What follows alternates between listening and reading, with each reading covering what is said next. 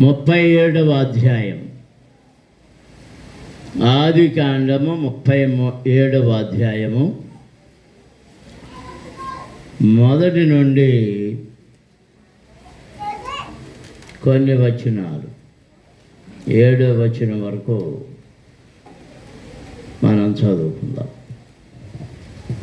ఆదికాండము 37వ అధ్యాయం మొదటి నుండి 7వ వచనం వరకు. యాకోబు తన తండ్రి పరదేశవాసిగా ఉండిన కనాను దేశములో నివసించెను. యాకోబు వంశావళి ఇది. యోసేపు 17 ఏండ్ల వాడై తన సహోదరులు కూడా మందను మేపుచుండెను. అతడు చిన్నవాడై తన తండ్రి భార్యలైన బిల్హా కుమారుల యొద్దను జల్పా కుమారుల యొద్దను ఉండెను.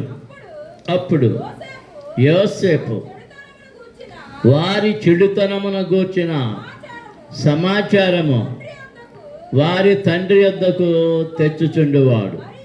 మరియు యోసేపు ఇశ్రాయేలు వృద్ధాప్యమందు పుట్టిన కుమారుడు గనుక తన కుమారులందరికంటే ఎక్కువగా అతని ప్రేమించి అతని కొరకు విచిత్రమైన నిలువుటంగి కుట్టించాను. అతని సహోదరుడు తమ తండ్రి అతనిని తమ అందరికంటే ఎక్కువగా ప్రేమించుట చూచినప్పుడు వారు అతని మీద పగపట్టి అతనిని క్షేమ సమాచారమైనను అడగలేకపోయారు. యోసేపు ఒక కల కని తన సహోదరులతో అది తెలియ చెప్పగా వారు అతని మీద మరీ పగబట్టి అతడు వారిని చూచి, నేను కలిగిన ఈ కలను దయచేసి వినుడి. అదేమనగా, మనము చేనులో పనులు కట్టుచుంటిమి, నా పన లేచి నిలుచుచుండగా మీ పనులు నా పనను చుట్టుకొని నా పనకు సాష్టాంగపడినని చెప్పాను. దేవునికి స్తోత్రం. అందరూ స్తోత్రాలు చెల్లించండి. హల్లెలూయా, హల్లెలూయా, హల్లెలూయా. ప్రియ దేవుని పిల్లలారా, దేవుని యందు శ్రద్ధాభక్తులు కలిగి నిష్కల్మషమైన భక్తి కలిగి దేవుని ప్రేమించి చెడుతనమును విడిచిపెట్టి వారికి దొరికేటటువంటి దీవెనలు మనం ఇక్కడ చదువుతూ ఉన్నాం.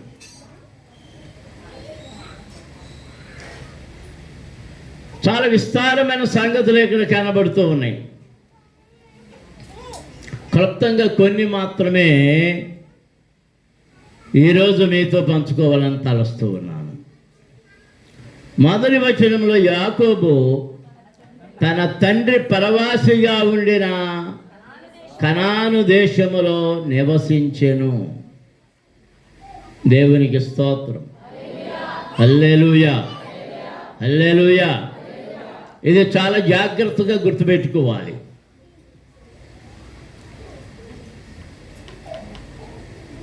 యాకోబు యొక్క తండ్రి పేరు ఏం పేరు? ఇస్సాకు. ఇస్సాకు ఎక్కడ నివసించాడట? ఎలా నివసించాడట? పరవాసిగా, పరదేశవాసిగా నివసించాడు. దేవునికి స్తోత్రం. హల్లెలూయా, హల్లెలూయా, హల్లెలూయా. అంటే మరొక దేశాన్ని నుంచి వచ్చిన వాడుగా. ఇస్సాకు తండ్రి ఎవరు? అబ్రహాం. అబ్రహాం ఎక్కడ నివసించాడు చెప్పండి? అబ్రహాం కూడా ఇదే ప్రదేశంలో నివసించాడు, హెబ్రోన్లో. హెబ్రోన్ ఎక్కడుందంటే కనానులోనే. అబ్రహాముతో దేవుడు చెప్పిన మాట ఏంటంటే, నేను చెప్పినట్లుగా నీవు నీ స్థలాన్ని, నీ ప్రజలను, నీ జనులను విడిచిపెట్టి నీవు వచ్చేస్తే నీకు ఒక ప్రత్యేకమైన స్థలమునిస్తాను. నీకును నీ పిల్లలకును రాబోని తరములన్నిటికీ స్వాస్థ్యముగా ఇవ్వబోతున్నాను. అది అక్కడ నివసిస్తావు, అక్కడ నేను నీకు తోడుగా ఉంటాను. దేవునికి స్తోత్రం. అబ్రహాం బయలుదేరాడు. అంతకుముందే తన తండ్రి కుమారుని తీసుకుని బయలుదేరాడు, కానీ మధ్యలో తెరహు ప్రయాణం ఆగిపోయి చనిపోయాడు. తెరహు చనిపోయిన తర్వాత దేవుడు అబ్రహాముతో మాట్లాడుతున్నాడు. అబ్రహాముతో, నీకు ఆ పిత్తలాటకం ఏ పిత్తలాటకం పెట్టుకోవద్దు, నీవు నేను చూపించే దేశానికి వచ్చేయి. అబ్రహాం బయలుదేరినప్పుడు అబ్రహాముతో ఎవరు వచ్చారో చెప్పండి? లోతు కుటుంబం. మనం ఏం చేస్తామంటే, మనం ఎక్కడికైనా బయలుదేరేటప్పుడు మన స్నేహితుల్ని, మన పిల్లల్ని, మన బంధువుల్ని అందరినీ చుట్టబెట్టుకుని బయలుదేరుతుంటాం. స్నేహితులను అందరినీ చుట్టబెట్టుకుని బయలుదేరుతుంటాం. దేవుడు ఏమంటున్నాడంటే, అది విడిచిపెట్టు. నేను చూపించే దేశానికి నువ్వు వెళ్ళాలంటే నీ బంధువులను విడిచిపెట్టాలి, నీ తండ్రి ఇంటి వారిని విడిచిపెట్టాలి, నీ అన్నదమ్ములను విడిచిపెట్టాలి, నీ అక్క చెల్లెండ్రులను విడిచిపెట్టాలి, అందరిని విడిచిపెట్టాలి. నీవు నా మాట విని బయలుదేరి వస్తే నేను నీ కొరకు దాచి ఉంచిన అత్యంత మనోహరమైన శ్రేష్టమైన దీవెనలు నీ కొరకు కాచుకొని ఉన్నాయి. దేవునికి స్తోత్రం. హల్లెలూయా. అబ్రహాం బయలుదేరినప్పుడు ఆయనతో ఎవరు బయలుదేరిపోయారంటే, లోతు బయలుదేరిపోయాడు. లోతు బయలుదేరిపోయాడు. లోతు ఎందుకు బయలుదేరాడు? మీరు వాక్యాన్ని చాలా జాగ్రత్తగా చదివితే, లోతు శారమ్మ గారి తమ్ముడు. బయలుదేరిపోయాడు. అక్క కూడా బయలుదేరిపోయాడు. మీరు ఇప్పుడు వరుసలు చూడకండి, ఆనాటికి వరుసలు ఏమి లేవు. మోషే కాలంలో మాత్రమే ఇలా జరుగుతుంటే రకరకాల తేడాలు వస్తున్నాయి కనుక, తేడాలంటే అనారోగ్యాలు సంభవిస్తున్నాయి కనుక దేవుడు మోషే ద్వారా నియమావళిని నియమించాడు.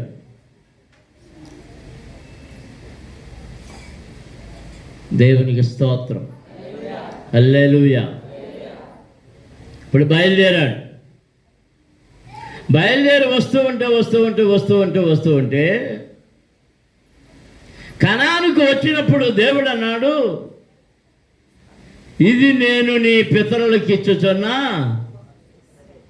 దేశము, ప్రదేశము. దేవునికి స్తోత్రం. హల్లెలూయా. అలాగా ప్రభువా అన్నాడు. అక్కడ ఒక బలిపీఠం కట్టాడు, బలి అర్పించాడు, ప్రార్థన చేశాడు. మళ్ళీ అంటే ఏమనుకున్నాడు? మూటా ముల్లే సర్దుకొని బయలుదేరాడు. ఇది నీ ఇల్లురా, ఇది నీ గదిరా, ఇది నీ సంతానం ఉండే స్థలమురా అని దేవుడు నీకు ఒక ఇల్లు ఇచ్చిన తర్వాత అది విడిచిపెట్టి ఇంకా ఇంకా ఇంకా అటు ఇటు తిరుగుతుంటే అక్కడ ఏం చేస్తారు తెలుసా? కట్టేస్తారు, ఎరగబొడి చేస్తారు. ఏంటంటే అవి ఆళ్ళయి. ఈయన ఏం చేశాడు? ఇప్పుడు సాగి వెళ్ళిపోయాడు. ఎక్కడికి వెళ్ళిపోయాడు? ఐగుప్తుకి వెళ్ళిపోయాడు. ఐగుప్తు వాళ్ళందరూ కళ్ళు ఎవరి మీద పడ్డాయి అంటే శారమ్మ గారి మీద పడ్డాయి. శారమ్మ మహా అందగత్తె. అప్పటి రోజుల్లో మిస్ యూనివర్స్. ఆ కోళ్ళు కూడా మిస్ యూనివర్సే. మిస్ వరల్డా? మిస్ వరల్డ్, మిస్ యూనివర్సే. తండ్రి కొడుకులు ఇద్దరు తమ భార్యను దాచుకోవాల్సి వచ్చింది. ఆయన ఎత్తుపోయారే కానీ అబ్రహాముకు తోడుగా ఎవరున్నారు? దేవుడు ఉన్నందుచేత ఆమెను ఎవ్వరు ముట్టలేదు. దేవునికి స్తోత్రం. అందరూ స్తోత్రాలు చెల్లించుదాం. హల్లెలూయా. సరే, అబ్రహాం తర్వాత అబ్రహాం దినాల్లో కరువు వచ్చింది. ఇస్సాకు రోజులు వచ్చినాయి. ఇస్సాకు రోజుల్లో కరువు వచ్చింది.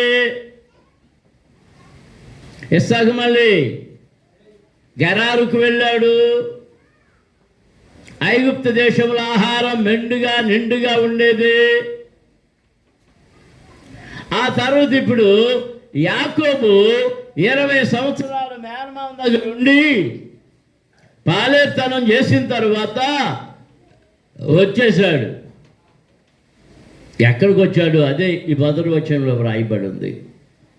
చదువు. తన తండ్రి పరదేశవాసిగా ఉన్న కనాను దేశములో నివసించెను. దేవునికి స్తోత్రం. ఈ కనానుని గురించి ఇశ్రాయేలు ప్రజలతో దేవుడు ఏమన్నాడు? ఓ ఇశ్రాయేలు ప్రజలారా, నా ప్రజలారా, నా సంతానమా, నేను మీకు ఇచ్చుచున్న కనాను దేశము ఏ దేశము? పాలు తేనెలు ప్రవహించు దేశానికి నేను మిమ్మలను నడిపించబోతున్నాను. దేవునికి స్తోత్రం. హల్లెలూయా, హల్లెలూయా, హల్లెలూయా, హల్లెలూయా. ఇప్పుడు యాకోబు నివాసం ఎక్కడుంది? కనానులో. ఈ కనాను నుండి ఐగుప్తుకు వెళ్ళాడు.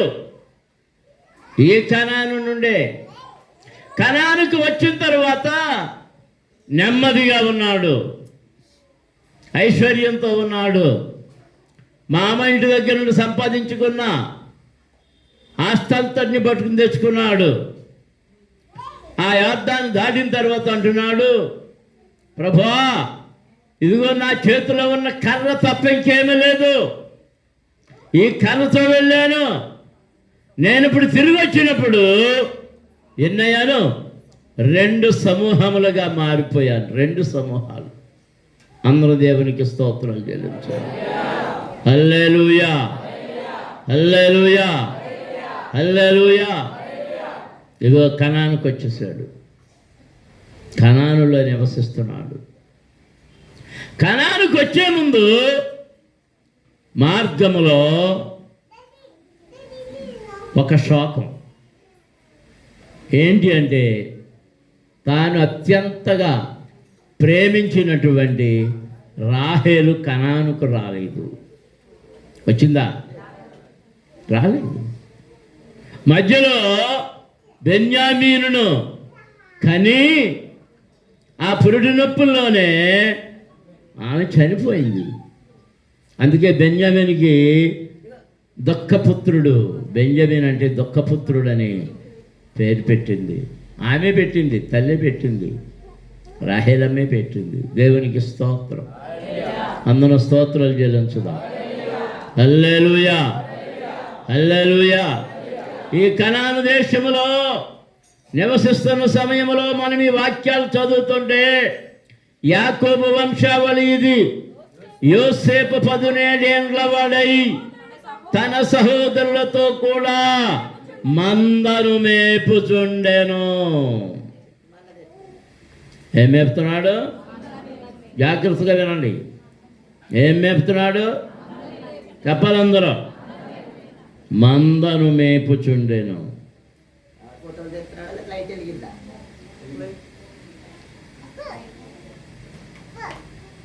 ఇక్కడ నాకు వెంటనే దావీదు గారి జ్ఞాపకం వచ్చాడు.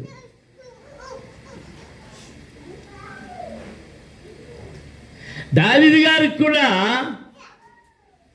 7 అన్నలు, 2 అక్కలు, ఆఖరుడు. యోసేపు మందలను మేపుతున్న సమయానికి ఎంతమంది ఆనలో చెప్పాలి?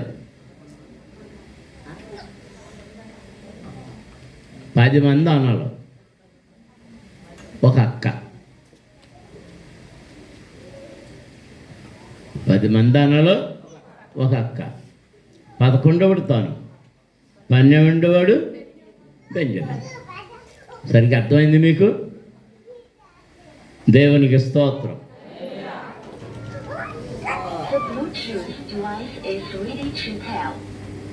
ఇప్పటికి ఈయన వయసు ఎంత అంట? 17 సంవత్సరాలు. ఎంత? 17 సంవత్సరాలు. అది ఛార్జింగ్ పెట్టాలండి.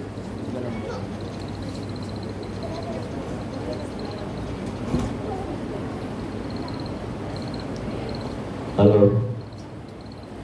యోసేపు వయసు 17 సంవత్సరాలు.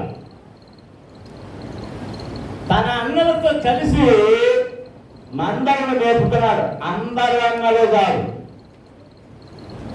4 అన్నలే. అంటే గుంపులుగా విడిపోయారు. ఏ 4 అన్నలు? అక్కడ చాలా స్పష్టంగా వ్రాయబడి ఉంది. బెల్హా కుమారుడు, జల్పా కుమారుడు. చెప్పండి. బెల్హా కుమారుడు, జల్పా కుమారుడు. వారితో కలిసి మందలను మేపుతున్నారు. వాళ్ళు ఎవరంటే దాను, నఫ్తాలి, గాదు, ఆషేరు. వీళ్ళు బెల్హా కుమారుడు దాను, నఫ్తాలి. జల్పా కుమారుడు గాదు, ఆషేరు. ఈ 4 కలిసి 5వాడుగా యోసేపు ఏం మేపుతున్నాడు? మందలను మేపుతున్నాడు. దేవునికి స్తోత్రం. అయితే అతను చేస్తున్నప్పుడు ఏంటంటే, అప్పుడు యోసేపు వారి చెడుతనమును గూర్చిన సమాచారము వారి తండ్రి వద్దకు తెచ్చుచుండువాడు.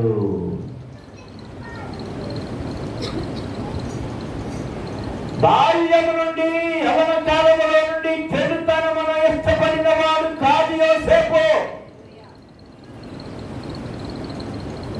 దానిని దూరముగా ఉంచాడు. 15 సంవత్సరాలు అంటే టీనేజ్ వయసు. టీనేజ్ దానికి పైగా 25 వ్యవహారం.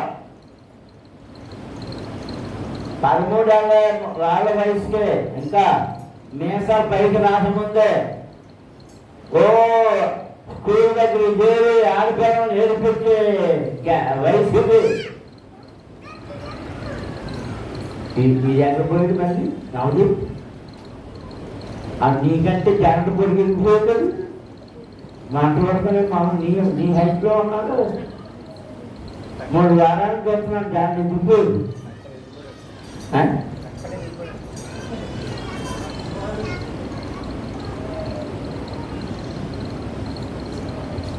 ఈ 13 ఏళ్ళ వయసు దాటిన తర్వాత వీళ్ళ మాటలు, వీళ్ళ చేష్టలు, వీళ్ళ క్రియలు అన్ని తేడా వచ్చేస్తుంది.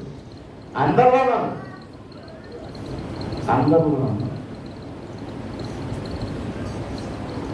అయితే యోసేపు చెడుతనమును ప్రేమించిన వాడు కాదు. వాడు చేసే చెడుతనం అంతా చూసి బాధపడి ఎవరు చెప్తున్నాడు? తండ్రికి చెప్పుతున్నాడు. దేవునికి స్తోత్రం.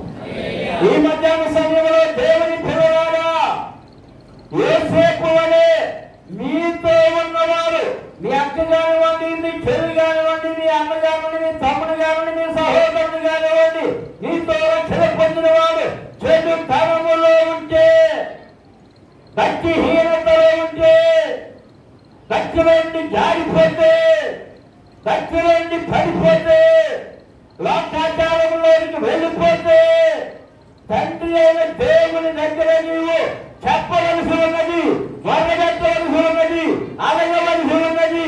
ఆ సమాచారం అంతా దేవునికి చెప్పాలి, సంఘ కాపరికి చెప్పాలి. అన్న దేవునికి స్తోత్రం. హల్లెలూయా, హల్లెలూయా, హల్లెలూయా.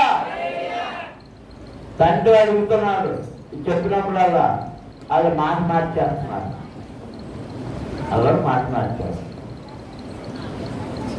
ఒక రోజు నేను ఇంటర్మీడియట్ చదువుతున్నాను, సెకండ్ ఇయర్ చదువుతున్నాను. మొహంగారు బంధువులైనప్పుడు ఆ మోహన్ కద్దమ్మ గారు ఇచ్చాడు. ఆ మోహన్ని మొహం కడుక్కుంటున్నాను, పళ్ళు తోముకుంటున్నాను. పెద్దయ్య గారు నాన్నగారు మెరుగా నా దగ్గరికి వచ్చాడు. ఆయన పళ్ళు తోముకుంటానే వచ్చాడు. అందరం పళ్ళు తోమే సమయం. ఇంటి దగ్గరికి వచ్చాడు అనుకుంటా. ఆయన గుడ్డేది మంటనే ఉన్నాయి, గుడ్డేది మంటనే ఉన్నాయి. సరే సినిమాకి వెళ్తున్నావంట అన్నారు. నా గుడి గారికి జారిపోయింది గుండె. వెళ్తున్నాను నిజంగానే. ఇంకెవరికి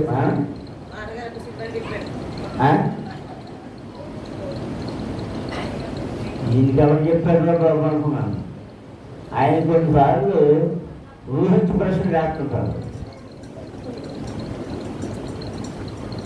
నాకు చెప్పారు అన్నారు.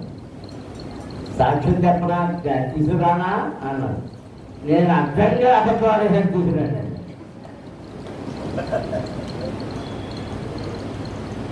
ఇంకేమన్నా వెళ్ళిపోయారు. అయితే ఇది చెప్పలేదు అనుకుని అన్నింటున్నారు.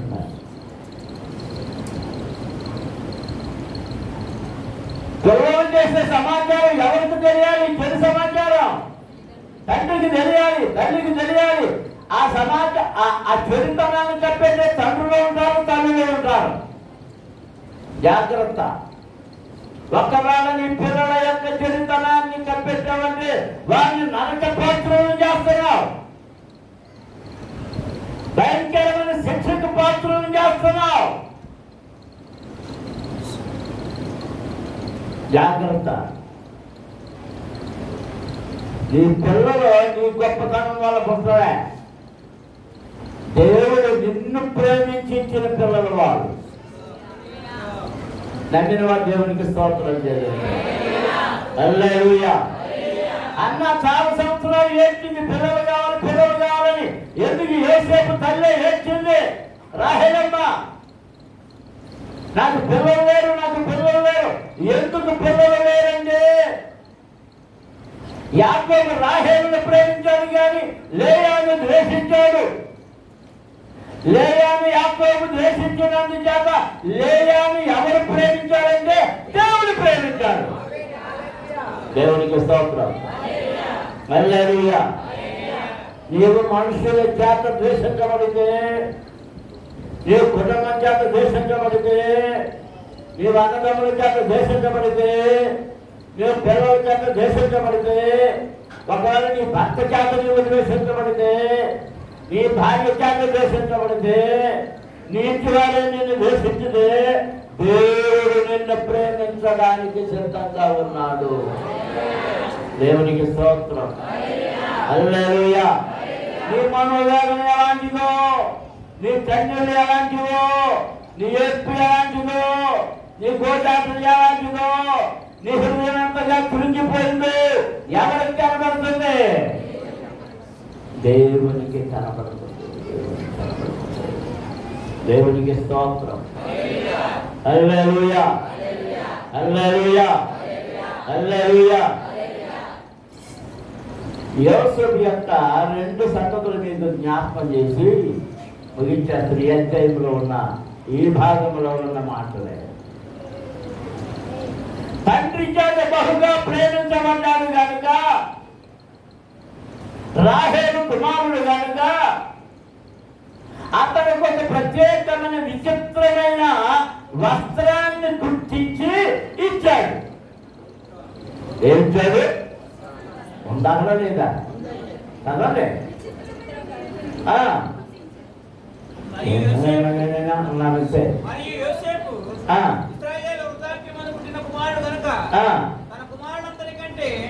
ఎక్కువగా అతన్ని ప్రేమించి అతని కొరకు విచిత్రమైన విచిత్రమైన నిలువుటంగి కుట్టించెను. ఈయన తండ్రిని ప్రేమిస్తున్నాడు, తండ్రి ఈయన ప్రేమిస్తున్నాడు. చరిత్రమును ద్వేషించాడు కనుక, చరిత్రమును ఇష్టపడలేదు కనుక, చరిత్రమును గుర్చిన వర్తమానం చేస్తున్నాడు కనుక తండ్రి ప్రేమ అధికమైపోయింది. విచిత్రమైన నిలువుటంగి, దానికి ఎక్కడ కుట్టు ఉండవు, అది అల్లికే, ఏక అల్లిక. అవి చాలా కష్టతరంగా తయారు చేస్తాయి, ఎవరికో దాని దొరకదు. అలాంటి ప్రత్యేకమైన నిలువుటంగి, అది పై నుండి కిందకు, ఆ అంగి పై నుండి కిందకు తొడగబడినటువంటి అంగీని కుట్టించారు. ఆ అంగీ చూసి కూడా ఈ అన్నగారికి ఏం కలిగింది? అసూయ కలిగింది. తమ్ముడిని ప్రేమిస్తున్నందుకు అసూయ కలిగింది, అంగీ కుట్టించినందుకు అసూయ కలిగింది, తమ చరిత్రను తండ్రి దగ్గర పెట్టుకుంటున్నాడని ద్వేషం కలిగింది. అన్న దేవునికి స్తోత్రం జరుగుతుంది. హల్లెలూయా, హల్లెలూయా, హల్లెలూయా. ద్వేషం కలిగి అతని సహోదరులు తమ తండ్రి అతన్ని తమందరికంటే ఎక్కువగా ప్రేమించడం చూసినప్పుడు అతని మీద పగబట్టి అతని క్షేమ సమాచారమైనను అడుగలేకపోయేది. దేవునికి స్తోత్రం. పగ విపరీతంగా పెంచేసుకున్నారు. ఏం తెచ్చుకున్నారు? పగ. ఆడికి అంత చక్కటి అంగి గుర్తించాడు, అది అంత ఇష్టం.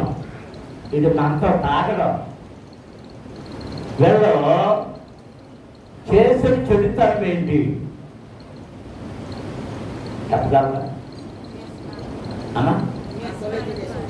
వ్యసనాలు, త్రాగుడు, వ్యభిచారం. తండ్రి యొక్క మందలోని పిల్లలను అమ్మేసుకుని వారు వ్యసనాలు నేర్చుకుంటున్నారు. ఇప్పుడు మందలోని గొర్రెలను అమ్మేస్తే గొర్రెలు ఏమైపోతాయి?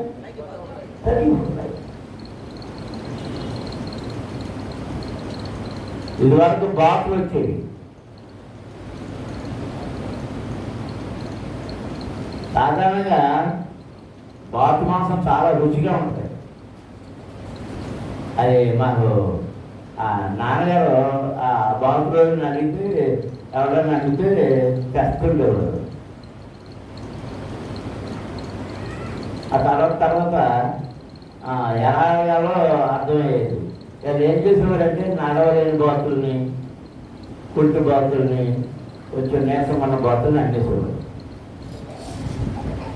ఇందులో బాతుల మీద ఏమి లేకపోయినా కానీ బాతులు మేపే వాళ్ళు తాగుబోతులు ఉంటారు. ఆడికి మందుకు డబ్బులు లేవనుకోండి, ఉంటారా అని అనిపిస్తుంది. రోజుకో అమృతం మొదలు పెట్టాడనుకోండి, ఏమవుతుంది?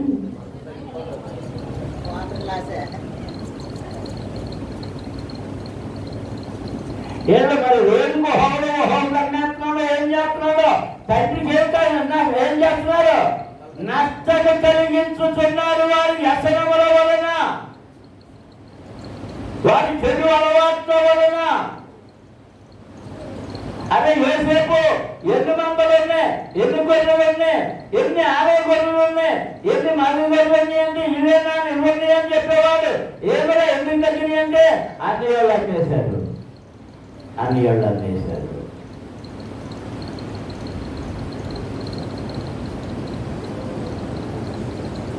ఇది వరకు ఈ తాగడం కోసం గుమ్మాల్లో ఉన్న గిన్నెలు, చెంబులు, తెపాలాలు పట్టుకెళ్ళిపోయి అమ్మేశారు. ఇయ్యం కేసులు ఎక్కువ ఉండే. కొంతమంది సినిమా కనుక అమ్మేశారు.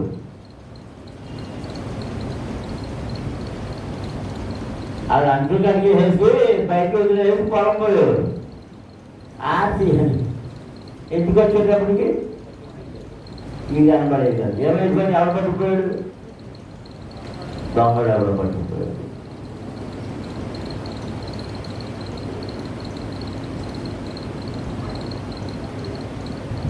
తండ్రి సమకూర్చి ఇచ్చినటువంటి ఆస్తి, పరలోకపు ఆస్తి, ఆత్మ సంబంధమైన ఆస్తి అమ్మేసుకుంటున్నటువంటి మూర్ఖుడు, బుద్ధిహీనుడు. దేవుడు నీకు ఇచ్చిన ఆస్తిని అమ్మేసుకుంటున్నావు. దేవుడు నీకు ఇచ్చిన ప్రార్థన శక్తిని అమ్మేసుకుంటున్నావు. దేవుడు నీకు ఇచ్చిన ఆత్మశక్తిని అమ్మేసుకుంటున్నావు. పరిశుద్ధాత్మను అమ్మేసుకుంటున్నావు. దేవుడు నీకు కృపావరాలు ఇచ్చాడు, ఆశీర్వాదాలు ఇచ్చాడు, అదే అమ్మేసుకుంటున్నావు. ఈ మధ్యన పిల్లకాయలు నిలబడి పాటలు మాటలు మానేసి మళ్ళీ అమ్మేసుకున్నారు. దేనికో అమ్మేసుకున్నారు. తాకట్టు చెప్పేశారు. ఈ పిల్లకాయలు ఏది ఏది ఏమో ఆ ముసలి ముగ్గురు పాపం అలా పంట ఆడుకుని నేను మాకు 70,000 దాన్ని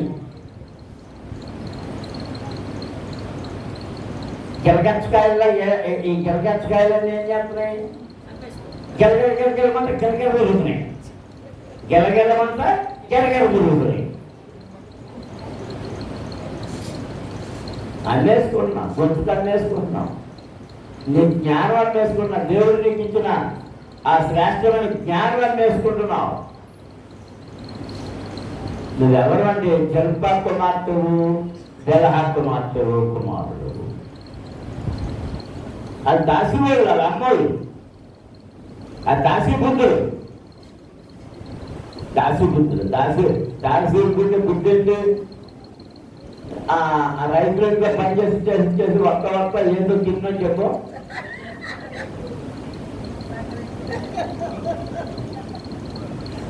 నిజంగా ఏదన్నా పెరుగో పక్కలో ఇచ్చిందనుకుంటా ఇంటి పది బతకాలరు.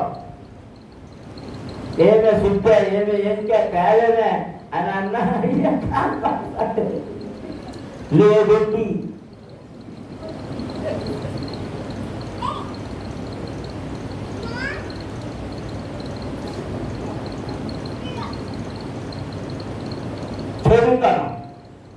చెడుతాను చెడుతనం వల్ల నీకు ఇవ్వబడిన ఆస్తి అన్నేసుకుంటున్నావు, రక్షణ అన్నేసుకుంటున్నావు, సంతోషాన్ని అన్నేసుకుంటున్నావు. స్తోత్రం జరుగుతుంది. హల్లెలూయా హల్లెలూయా. దాన్ని అన్నేసుకోవడం వల్ల నీ దగ్గర కృప అంతా పోతుంది. ఇదే కృప నీ దగ్గర రాదు. కృప నిన్ను విడిచి వెళ్ళిపోతుంది. ప్రభువా నీ కృప నన్ను విడువనీయకు అని ప్రార్థించవలసిన నీవు దాన్ని అందరిలోనే కట్టేస్తున్నావు. యెహోవా దయాళుడు, ఆయన కృప నిరంతరము. ఈ మాట నేర్పాడు కదా, నన్ను అన్నాడు కదా, నేను అమ్ముకుంటానే ఉంటాను, ఆయన తయారు చేస్తాను. నేను అమ్ముకుంటానే ఉంటాను, ఆయన కొత్త ఆయన ప్రభుత్వ లేస్తుంటా. ఆయన కృప బంగారు గుడ్లు పెట్టి బంగారు బాటు పెట్టింది. ఏ రోజు గుడ్డు ఆ రోజే తీసుకోవాలి. అన్ని ఒకసారి తీసుకుందామని పట్టుకొస్తే అందులో ఉన్నాయి, ఏమీ లేవు.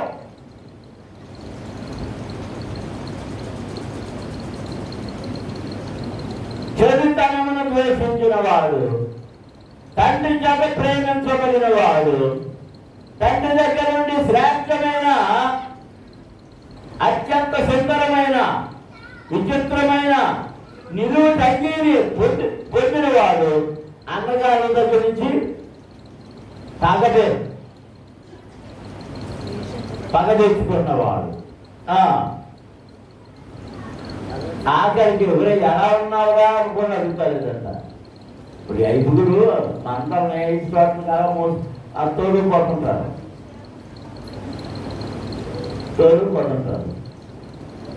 ఒరే ఎక్కడ ఉన్నావురా, ఏంటిరా అని అడగటంలే. ఎవరా నీకేమన్నా ఏదైనా ఎదురైనయా, తోడేళ్ళు ఎదురైనయా, లేకపోతే ఎలుగుబంట్లు ఎదురైందియా, మరి అది ఎదురైంది, ఇది ఎదురైంది, ఏమైనా పాములు తేళ్ళు ఏమైనా నిన్ను బాధ పెట్టియా అని అడుగుతాడు. చిన్నవాడు కదా, అడగాలి కదా, అడగడం లేదు. వచ్చేహన్రా, ఇది వచ్చేహన్రా, ఇది వచ్చేహన్రా, ఎంత కసి పెరిగిపోయిందో, మనసులో ఎంత కసి పెరిగిపోయిందో. వంటబడ్డదాకా అన్నగారు పిలిచాడు, అన్నయ్య అన్నగారా నేను ఒక కళ కంచిని, నేను ఒక కళ కంచిని, దాన్ని చెప్తాను వినండిరా.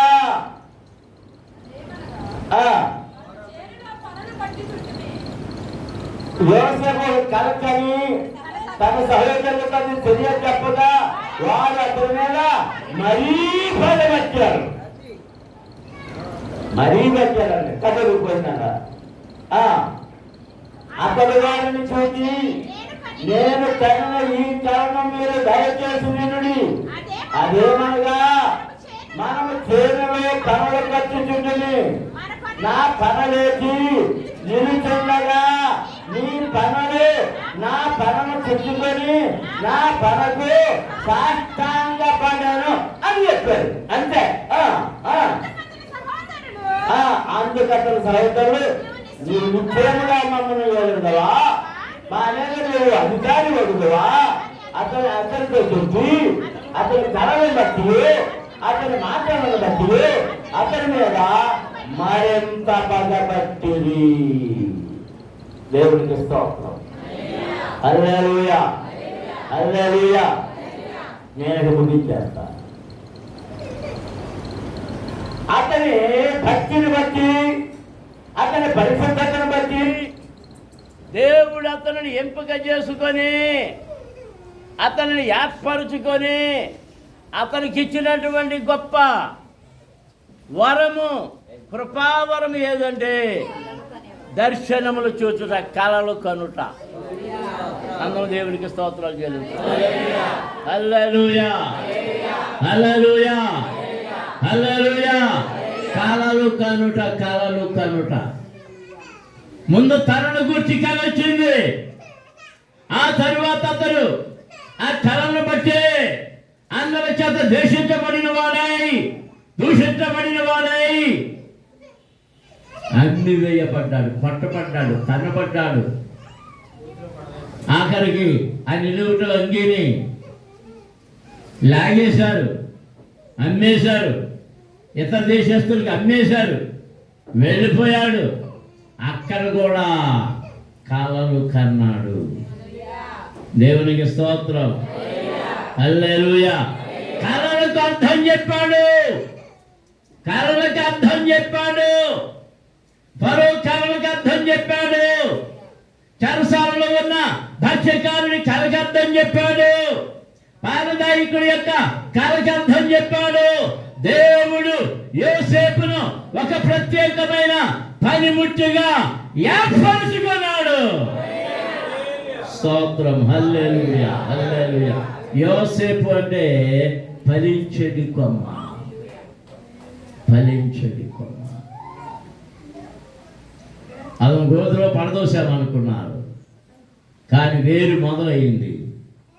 పోతీఫర్ ఇంటికి పంపబడ్డాడు. అక్కడ దేన్ని ద్వేషించాడు? జారత్వమును ద్వేషించాడు. అక్కడి నుంచి అక్కడికి వెళ్ళాడు, చెరసాల్లోకి వెళ్ళాడు. ఎప్పుడైతే పాపాన్ని ద్వేషించాడో శోధనే శోధనే శోధనే, కీడే కీడే అయినను అన్ని శోధనలోనూ అన్ని కీడులలోనూ అన్ని స్థలంలోనూ జయము మాత్రమే యోసేపుదే. ఎందుకంటే దేవుడు అతనితో ఉన్నాడు, దేవుడు అతనికి తోడుగా ఉన్నాడు, దేవుడు అతని పక్షంలో ఉన్నాడు. రాజులు అతని పక్షానికి మార్చబడ్డారు, అధికారులు అతని పక్షానికి మార్చబడ్డారు. స్తోత్రం, స్తోత్రం. మోకరించండి, ప్రార్థన చేసుకుందాం. ఈ మధ్యాహ్న సమయంలో నీవు యోసేపు వలె మారిపోవాలి, యోసేపు వలె దీవించబడాలి, యోసేపు వలె ఆశీర్వాదములు పొందుకోవాలి, యోసేపు వలె దీవెన దీవెన దీవెన దీవెన నీవు పొందుకోవాలి. యోసేపు